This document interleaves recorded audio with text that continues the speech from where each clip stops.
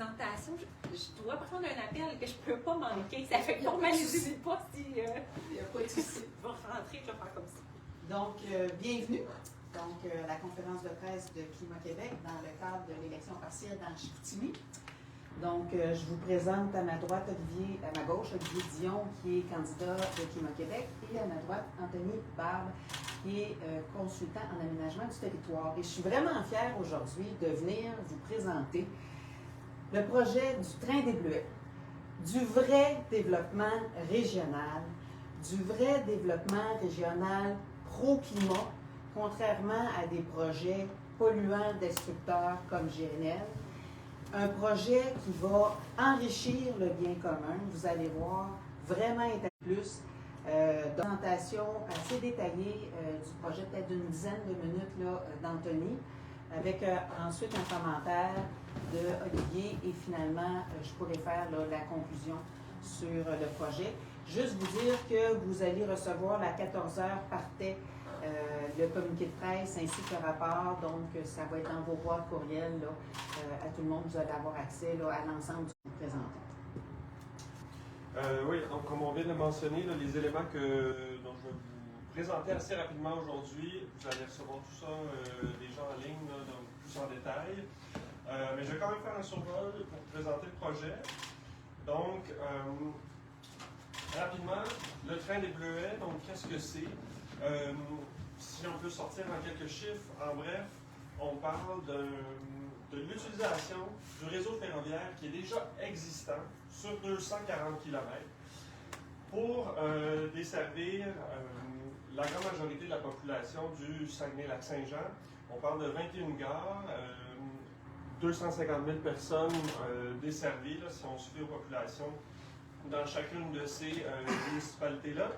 Évidemment, c'est un projet qui a l'avantage de l'infrastructure en place, comme on le voit sur la carte en arrière, a l'avantage d'offrir des connexions directes entre les principales agglomérations de la région. Donc tout ça, encore une fois, en utilisant le rail existant. L'idée, c'est d'offrir un service qui soit à la fois adapté aux déplacements quotidiens, tel qu'aller travailler, mais aussi aux loisirs et aux touristes, sortir le soir, sortir le week-end dans les différents lieux touristiques de la région. Donc concrètement, évidemment, c'est un projet, c'est un moteur de développement économique régional assez important. On le sait, au Québec, notre transport, depuis les quelques décennies, il y a des choix politiques qui ont été faits pour miser exclusivement ou presque sur la voiture.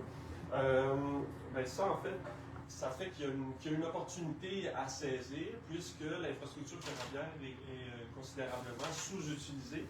Et puis, ça tombe bien, on a des objectifs en électrification des transports et en baisse d'émissions des GES en transport. Au Québec, le transport, c'est un des secteurs où on a le plus de difficultés à baisser nos GES. Et puis, c'est peut-être parce que justement, on ne s'est pas tourné encore vers le meilleur moyen pour déplacer beaucoup de personnes en émettant le moins de GES possible, c'est-à-dire le train. Donc, concrètement, au niveau du développement économique régional, qu'est-ce que ça permet? Là, je vous les lance en rafale. Donc, ça élargit le bassin de recrutement pour les entreprises, ça favorise la rétention des jeunes, des familles, des travailleurs qualifiés, tout en leur offrant une opportunité de diminuer le coût de la vie, puisque ça leur offre une possibilité d'avoir, peut-être par exemple, une voiture de moins dans le ménage, donc une baisse des coûts à ce niveau-là. Puis évidemment, c'est un projet structurant, donc qui peut favoriser ensuite l'implantation de d'autres services. Donc, il va s'arrimer au Saguenay avec le TSAE, le tramway sans rail intelligent. Et puis, on peut facilement imaginer l'implantation, par exemple, de services d'autopartage, de vélo-partage, tout en lien justement avec le projet, comme en complémentarité pour que le projet soit vraiment utile et puis qu'on puisse se passer de la voiture. Donc concrètement, une région mieux connectée, c'est une région qui est aussi plus compétitive. On va avoir un développement qui va se favoriser par les centres-villes, les gares. La plupart des gares sur ce trajet-là sont déjà en plein centre des communautés. On le sait, avec le modèle qui mise tout à l'auto, ça favorise énormément l'étalement urbain puis le développement en périphérie. Donc ça, c'est vraiment un projet qui vient revaloriser les centres-villes. Et ensuite, favorise l'implantation, par exemple, de projets commerciaux et immobiliers dans ces mêmes centres. Donc, ça favorise la densification. La densification structurée autour du transport collectif. Donc, c'est vraiment un modèle économique, disons, du 21e siècle, réellement. Évidemment, c'est un projet foncièrement écologiste aussi. Donc, on l'a dit, il baisse des émissions des GES, lutte contre l'étalement urbain. Concrètement, pour le système de transport de personnes, quel type de train concrètement? Le meilleur rapport, disons, baisse de GES et coût, qualité-prix, on pourrait dire. Le meilleur rapport qualité-prix, c'est vraiment au niveau des locomotives qui seraient donc diesel, électrique et à batterie électrique et diesel.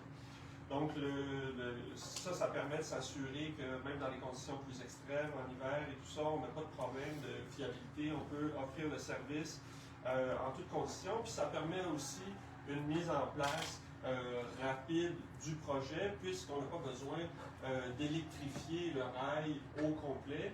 Une telle électrification ferait évidemment bondir les coûts d'un tel projet. L'idée, c'est quand même de garder ça dans le domaine du réaliste et de l'accessible. Mais ceci dit, à moyen et long terme, oui, le réseau pourrait effectivement être électrifié. Ce n'est pas les moyens qui manquent là, au Québec pour y arriver. On a déjà une très bonne expertise en termes de transport et de distribution d'énergie. Donc, voilà, diminuer la dépendance aux énergies fossiles, diminuer la pression grandissante aussi sur le réseau routier. On ne se rend pas toujours compte, finalement, l'investissement dans le réseau routier, depuis 40 ans, l'usage des réseaux routiers au Saguenay-Lac-Saint-Jean a doublé.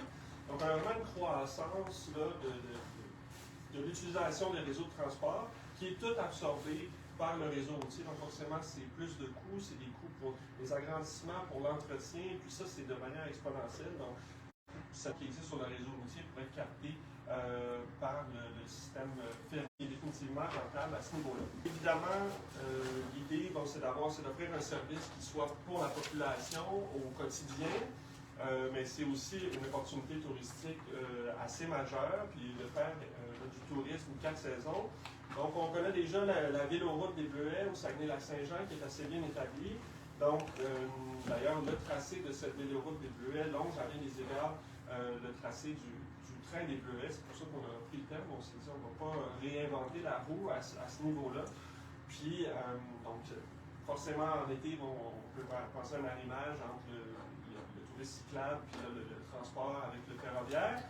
Mais de manière générale, dans la même journée, des allers-retours à la plage, dans les visites à Val-Jalbert, on peut penser à des navettes pour les monts de ski, pour le zoo Saint-Félicien, plus tellement de sites de plein air, de randonnée qu'il y a dans la région. Donc, c'est vraiment l'idée de créer quelque chose de structurant qui permette après ça de se déplacer un peu partout dans le territoire.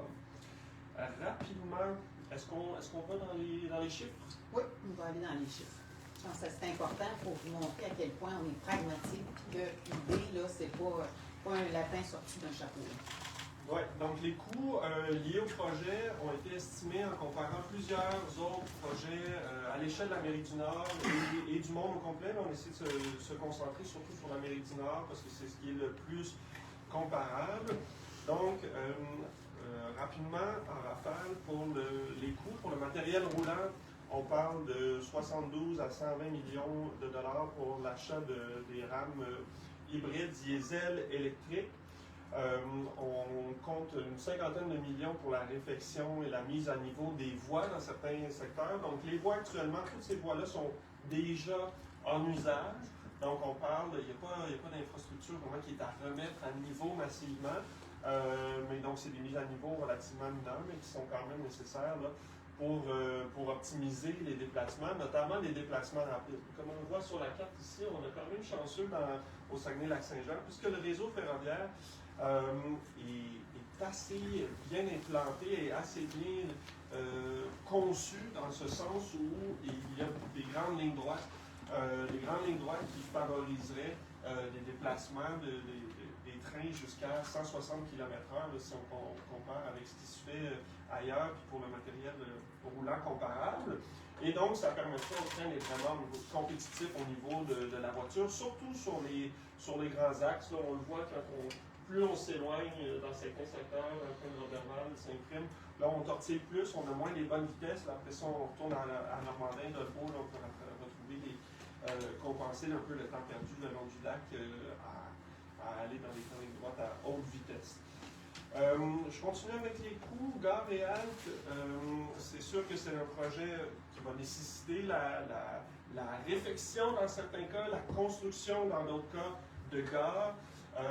Là non plus, l'idée n'est pas de réinventer la roue. Dans certaines petites communautés, la gare, c'est essentiellement des plateformes, des petits bâtiments où on peut acheter les billets et tout ça, alors que dans les plus grosses municipalités, là, la gare pourrait carrément être un lieu de service, de service de proximité, on pourrait trouver des commerces en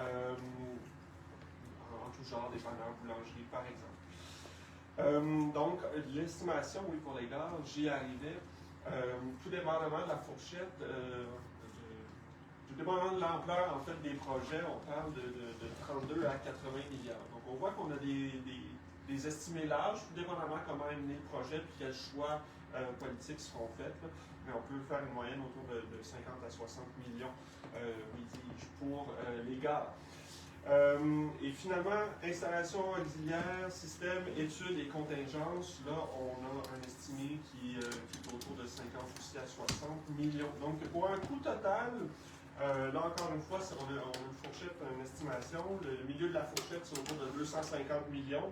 La fourchette la plus basse, ça va à 150 millions et ça peut monter jusqu'à 380 millions. Mais disons que si on tourne autour d'un 240-250 millions, on est dans les estimés assez réalistes. Ça, c'est pour les coûts, mais il faut quand même mentionner les retombées économiques qui sont attendues. Évidemment, énormément d'emplois pendant la phase de construction, jusqu'à 800 emplois.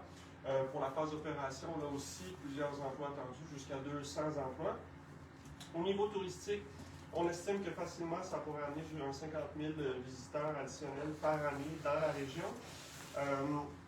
Donc, si on fait les moyennes en fonction des dépenses moyennes des visiteurs dans la région, on arrive à 8 750 000 $ par année de retombées uniquement pour le secteur touristique. Ensuite, il y a des retombées qui sont un peu plus difficiles à chiffrer, mais qui sont quand même considérables. On parle d'économie de temps en termes de déplacement de voiture, des réductions liées aux entretiens routiers, aux accidents de la route, des réductions pour les ménages, les familles, pour justement la possibilité d'avoir un véhicule de moins dans la famille. Et puis finalement, l'accès élargi à l'emploi, à l'éducation, aux services. Donc ça, c'est vraiment pour le côté des retombées sociales et avantages pour les usagers. Puis finalement, évidemment, on attend des retombées au niveau du développement économique local. Les services modernes de transport en commun augmentent inévitablement l'attractivité des municipalités. Donc, c'est très important là, dans Québec pour ces régions, l'attractivité, maintenir les jeunes, les familles, pour qu'ils aillent s'exiler ailleurs. On a aussi toute la question, comme je l'ai mentionné un peu en d'entrée de jeu, la revitalisation immobilière autour des gares. Donc ça aussi, c'est énormément de retombées économiques, c'est dur de les chiffrer. Mais la revitalisation immobilière et les retombées commerciales, on estime que pour 1 $ dépensé, on a à peu près 2 $ de dépensé au privé en équivalent. Donc en immobilier et en commercial principalement. Donc, si on fait un calcul rapide, si le projet a une moyenne de 250 millions, on peut s'attendre à peu près à 500 millions en termes de retombées en investissement privé, directement rendu possible par le projet. Puis, ça fait, je pense, le tour des points clés. Ça vous donne une bonne idée du projet. Vous voyez, c'est un projet qui est audacieux, mais qui est aussi très pragmatique. Donc, on s'est organisé pour travailler à partir de l'existant, faire le plus économique possible pour faire le plus de chemin à notre argent, c'est le cas de dire. Donc, Olivier? Écoute, moi j'adore ça. Merci beaucoup de nous emmener ce projet-là, parce que c'est de prendre ce que nos grands-pères ont bâti, puis de l'adapter à notre réalité.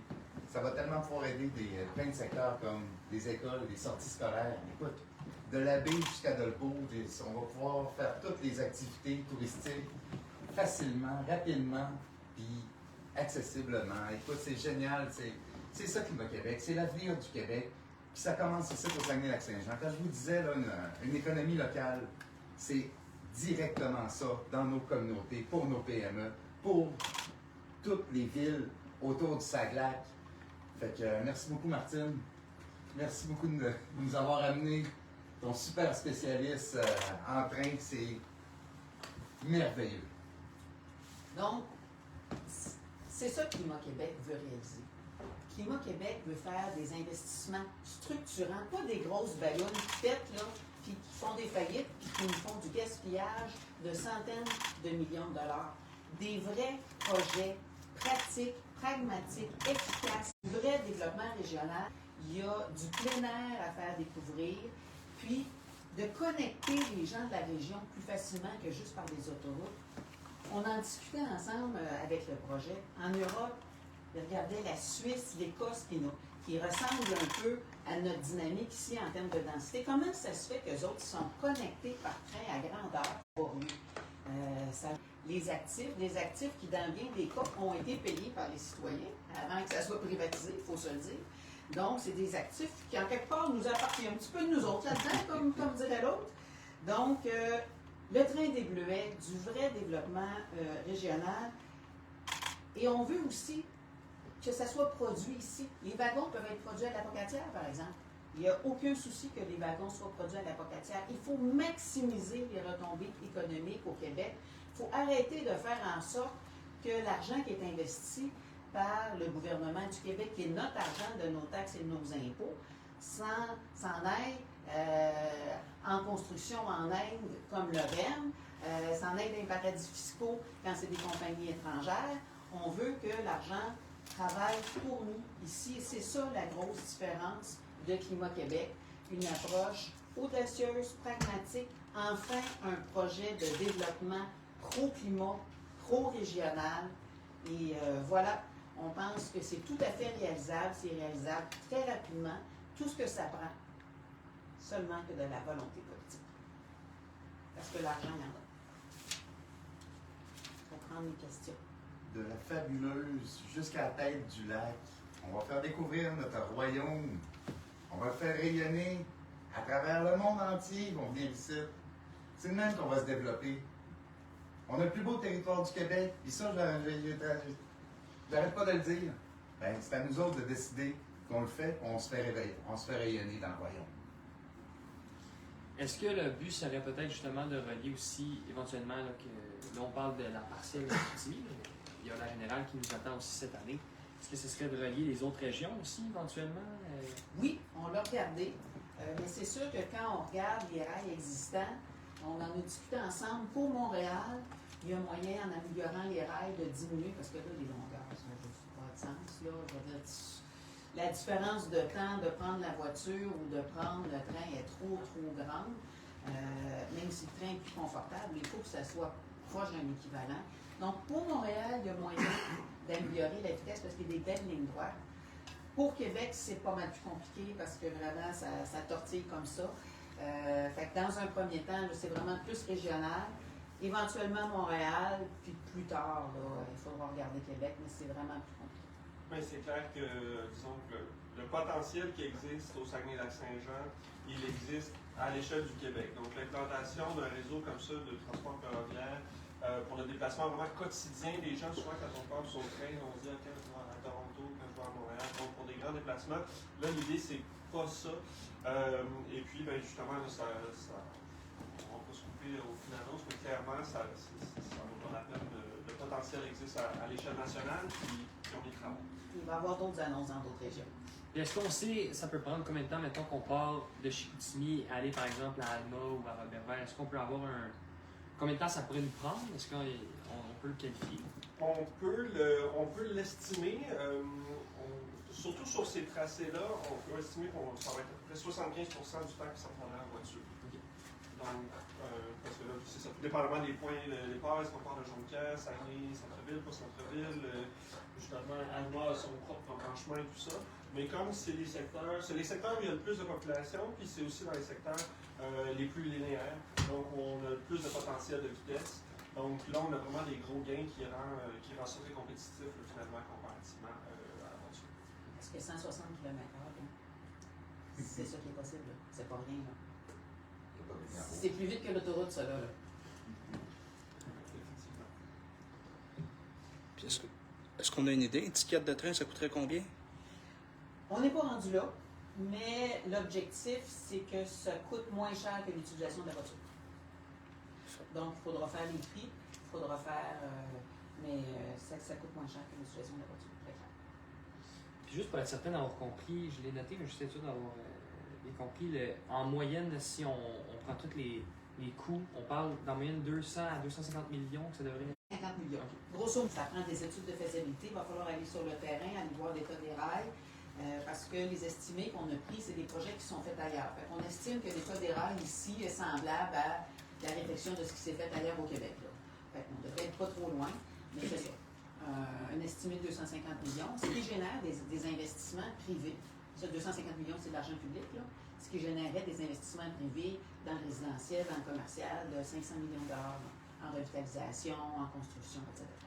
Qu'est-ce qui fait en sorte qu'on n'ait pas entendu un projet comme ça? Tu sais, là, vous nous mentionnez, vous nous le présentez, mais pourquoi, selon vous, les autres partis n'ont pas pensé à ça, en tout cas pas présenté ça? C'est juste une question de vision et de volonté politique. C'est les autres partis qui restent sur une vision encore beaucoup trop à l'auto, alors qu'il y a tellement d'avantages d'avoir du transport collectif, même pour notre qualité de vie. Là. Je vous parle de ça, c'est clair, d'être connectés entre nous. Vous savez, moi, j'ai fait souvent le chemin entre Québec et Montréal, et même Québec-Montréal-Ottawa. Et je peux vous dire qu'en train, c'est pas mal plus confortable qu'en autobus ou même qu'en auto. Là. Donc, c'était là, mon premier choix de le faire en train. Donc, on pourrait revaloriser. Puis comme ce qui se passe en Europe, je ne sais pas là, si vous êtes déjà allé, là, mais on arrive, puis c'est tellement facile de rayonner d'un point à l'autre. Imaginez ici, là, si les gens arrivent, puis peuvent rayonner, là, juste à partir du train, à quel point on facilite les déplacements, à quel point on facilite la découverte du territoire. Et c'est possible de penser à des navettes. Je pense à Val-Jabert, c'est pour coller. À Val-Jabert, c'est collé. À Val-Jabert, c'est collé. C'est le zoo. Le zoo, là, ça prend une navette. Il y a les monts de ski aussi, ça peut prendre des petites navettes. C'est facile de penser à des navettes, là, ça coûte pas une fortune de faire ça. Là. Et là, c'est vraiment au niveau de la région, on habite notre territoire. Oui, puis pour certains éléments là, par rapport à la question, c'est sûr que, disons, dans les 30 dernières années, on s'est fait rentrer beaucoup d'idées. On a beaucoup d'idées reçues, je dirais, au Québec et au Canada par rapport au train. Comme quoi ça serait trop grand, comme quoi ça serait dépassé, comme quoi on aurait fait des choix dans le passé qui nous attacheraient les mains pour tout le futur. Et donc, je pense que c'est pour ça aussi que les autres partis, ils n'ont pas, disons qu'ils n'ont pas, souvent les gens n'ont pas conscience en fait que cette infrastructure-là est encore là. Il est utilisable, on ne parle pas de recréer une infrastructure, souvent c'est ça qu'on entend, des projets comme le REM, malheureusement, on refait une infrastructure où on part à zéro, ça coûte des milliards, donc les gens, ils ont pas ce réflexe-là, mais souvent ça part d'une méconnaissance finalement. On peut le flipper à l'envers, si c'était rentable il y a 100 ans d'avoir un train, comment aujourd'hui avec la population qui est énormément plus nombreuse, avec les services qui pourraient être vraiment plus efficaces, dignes du 21e siècle, parce que c'est un choix finalement qu'on a fait en Amérique du Nord, de désinvestir dans le système ferroviaire, là où justement plusieurs sociétés d'Europe avaient le même problème que nous. La voiture grandissait, puis le ferroviaire avait besoin d'investissement pour devenir compétitif et devenir moderne. Là, nous, on a comme passé à côté de ça, on a privatisé le rail, mais finalement, plus on attend avant d'inverser cette tendance-là, plus on est perdant, parce que l'infrastructure, justement, elle est là et elle est sous-utilisée présentement. Il y a vraiment une opportunité là, énorme pour répondre, encore une fois, à des besoins que la société a déjà identifiés, c'est-à-dire lutter contre l'urbanisation, protection des terres agricoles, diminution des GES, dynamisation économique des centres-villes. Donc ça, on ne réinvente pas la roue. Je dirais que regardez les derniers gouvernements dans les pas mal 25-30 dernières années, ont été pas mal plus au service des lobbies. Et les lobbies ont décidé que le train serait à leur service et non pas au service des personnes. Et ça, c'est la grande différence de notre approche. On a dit non, les rails vont être premièrement au service des personnes. On va donner la priorité aux personnes et non pas aux marchandises. En Europe, les deux passent, mais ils donnent la priorité aux personnes. C'est comme ça qu'on est capable d'avoir un bon service, parce que si tu n'as pas un bon service, si ça passe à peu près jamais, c'est sûr que c'est pas utilisé. Donc, c'est la grande différence, c'est de dire on va arrêter d'être au service des lobbies comme les autres partis à l'Assemblée nationale, mais on va être là au service du bien commun. Et d'ailleurs, c'est pas un hasard que les rails aient été privatisés. C'est qui est en arrière de ça? C'est les lobbies, encore une fois. Donc, c'est de complètement changer la politique et de revenir. Ça a déjà été le cas. On a eu une grande période au Québec où la politique était au service du bien commun, qu'on a appelé la Révolution tranquille. Je pense qu'on est dû pour une deuxième Révolution tranquille 2.0, que j'appellerais verte cette fois-ci. Et c'est tout à fait possible d'avoir des élus qui sont au service du bien commun, mais il faut choisir des élus qui veulent servir le bien commun.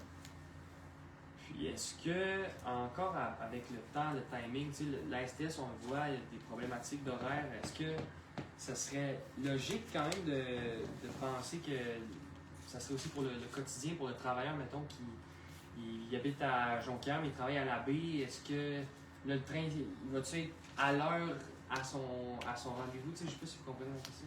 Le train est le système de transport qui est le plus fiable en termes d'horaire parce que c'est celui qui a le moins d'obstacles finalement sur sa course. Ça prend des bonnes quantités de neige là, avant que ce soit vraiment un enjeu le niveau de la neige. Justement, il n'y a pas de possibilité d'accident, de dérapage, de route glissante. Il est sur le rail. Donc techniquement, pour la ponctualité, ça serait dur de trouver un meilleur système de transport en commun. En fait. Parce qu'il va y avoir, mettons, 2 trains constamment en action ou ça va être un train seulement? Parce que, tu sais, si la personne de Robertval travaille à 8 heures puis attend le train à 7h15, mais même chose pour Jonquière, le train, il ne faut pas être aux 2 endroits en même temps. Je ne sais pas si ma question oui, non, c'est sûr, ça prend plusieurs locomotives. Dans le projet, là, on estime minimalement 6 à 8. Ah, ok, c'est facilement. Puis là, oui, tout dépendamment des modes d'opération, mais souvent, quand il y en a un qui part d'un bout, il y en a un qui part de l'autre bout, on se passe au milieu. Là, il y aurait des choses à. Il y a des experts pour ça. Oui, au niveau de la planification dans le détail comme ça, là, mais clairement, c'est ça l'idée. C'est vraiment de justement ne pas faire l'erreur qu'on a fait trop souvent au Québec, donc d'avoir, par exemple, un train de banlieue qui sert juste les travailleurs, qu'on ne peut pas sortir le soir, qu'on ne peut pas sortir la fin de semaine, ou juste touristique, puis là, c'est juste pour les touristes, on ne peut pas s'en servir. Là, c'est multi-usage, le système de transport qui sert à tout le monde, comme ça se fait ailleurs où on utilise le train. Même à ce niveau-là, le nord-est des États-Unis est beaucoup plus compétitif et intéressant que le Canada, là, si on va arrêter de prendre des exemples en Europe. L'Écosse, je trouve, c'est un autre bon exemple en Europe, parce que justement, on a une société qui est plus petite que le Québec, qui a réinvesti massivement dans son rail, puis que c'est un peu le même genre de contexte où on a une vallée centrale où on a la population, puis ensuite des réseaux ferroviaires qui s'en vont dans les montagnes, qui desservent des régions plus éloignées. Pourtant, ils sont capables d'avoir plusieurs trains par jour pour des lignes ferroviaires qui desservent à peu près 20 000 personnes. Ici, on a plus de 250 000 personnes, donc le potentiel, il est là, il est immense. Juste vous dire que c'est sûr que pour Climat Québec, le train des Bleuets va être connecté, il va avoir du rabattement à partir du TSRI dont on vous a parlé plus tôt en campagne, mais aussi des autobus de la STS. Et nous, c'est sûr qu'on veut augmenter la fréquence. Là. On va investir massivement en transport en commun, donc tant au niveau de la fréquence que de la desserte. Donc ça c'est clair, les transports en commun urbains gratuits. On va libérer les routes des voitures. Ça va accélérer la rapidité pour tout le monde. Puis, à des coûts, écoute, il y a des familles qui vont pouvoir se libérer d'une voiture. C'est des milliers de dollars par mois. Fait que c'est juste bon. Puis prenez le montant d'investissement de ce projet-là. Imaginez où c'est qu'on l'aurait mis. Où c'est que les vieux partis l'auraient mis. Là. Puis nous autres, on le met dans toute la région. Pour faire rayonner toute la région. On stimule l'économie de plusieurs communautés de tout le Saguenay. C'est pas juste un quartier là, qui va en bénéficier, c'est tout le Saguenay-Lac-Saint-Jean qui en bénéficie. T'sais?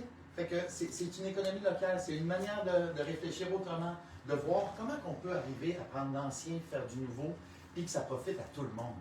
Pas juste à une poignée de... T'sais? Fait que c'est juste du bon. Ouais, merci beaucoup. On parle du coût de la vie, puis des mesures pour le coût de la vie. Bien, ça, c'en est une mesure structurante pour le coût de la vie. Une mesure structurante qui va redonner du pouvoir d'achat aux gens. Moi, je pense qu'il faut arrêter de penser, là, puis toujours dans la même petite case, puis on s'en sort pas. Puis non, il faut avoir des mesures qui sont structurantes. Ça va permettre à des gens d'habiter le territoire, puis de se déplacer, de pouvoir peut-être avoir accès à des maisons. On sait à quel point c'est difficile l'achat de propriété. Peut-être un peu plus éloigné, mais avec le train, ils vont pouvoir se déplacer pour travailler, que ce soit en personne, puis il peut y avoir encore un peu de télétravail. Donc, tout ça rend la question du coût de la vie beaucoup plus abordable. Pour vous donner un ordre de grandeur, en termes financiers, 250 millions, c'est surprenant ce qui a été perdu avec le projet Norfolk. C'est la moitié. C'est la moitié. On est à la moitié de la perte de Norfolk qui n'a rien donné. Il a juste enlevé des arbres, il a détruit les milieux humides. Il a pollué le chien. Aucune retombée, donc clairement, c'est ça. Fait que pour la moitié de la perte de Norfolk, on préfère rayonner toute la région. C'est ça qui m'intéresse. Quand vous parlez que c'est un projet qui est quand même réalisable rapidement, considérant qu'on réutilise en fait des infrastructures qui sont déjà existantes, les délais, ça pourrait ressembler à quoi? À partir de la décision, là? Oui, c'est ça, ça peut se faire en quoi, 2-3 ans. Tout dépend en fait, ce qui est difficile dans un projet comme ça, c'est d'aligner tous les acteurs pour qu'on travaille tous dans la même direction. Donc, ça, tout dépendamment de la vitesse. À partir du go, c'est fait. À partir du go, en 2-3 ans, ça peut être fait. La réflexion du rail, justement, les 130 km du chemin de fer de Charlevoix, à l'époque, il y a une quinzaine d'années, ça a été refait au complet en temps d'année, les travaux qu'il y avait à faire.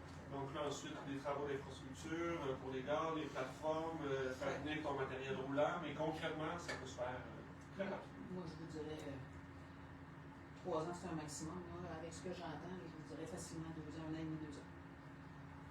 À partir du moment de la décision de la propriété.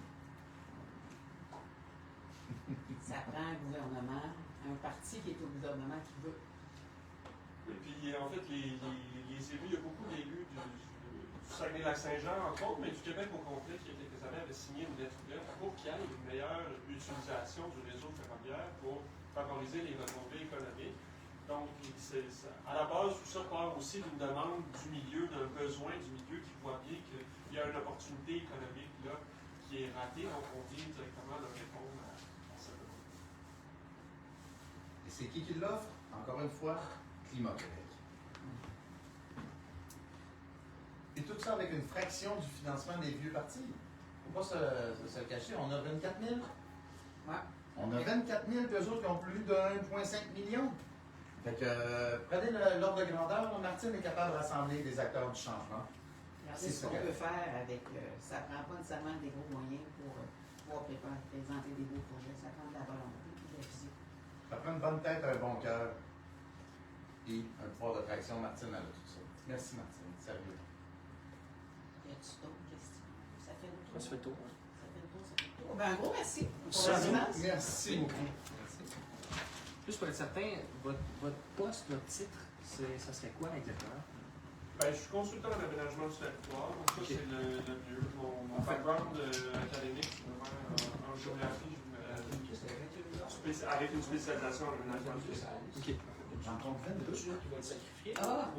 J'en compte Ça se 22. peut-tu? Il y en a 22 sur la liste. Il y en a mis 21. Oui, ok, le 21, le Ah oui, ben le deal, rien pour contre que le mot de Dolbeau. ça soit clair, dans le fond, là, c'est qu'ici, on a la Grouchette, donc les 21 comportent le réseau central du Saguenay-Lac-Saint-Jean. La Grouchette, ça c'est le réseau qui part vers Québec ou vers Montréal. Justement, un réseau où c'est beaucoup plus dur d'être compétitif en termes de temps de déplacement. Donc, le projet, on pourrait clairement imaginer des liaisons plus efficaces. Là. Il y en a une avec Montréal actuellement qui est très longue, qui n'est pas si efficace. Ça pourrait être amélioré, puis avec Québec aussi. Mais c'est ça, les 21, c'est pour la desserte quotidienne là, au niveau du Saguenay-Lac-Saint-Jean. Malheureusement, la Grouchette n'a pas besoin. Ça ne serait pas l'endroit le plus stratégique là, pour faire passer un train à 5 heures.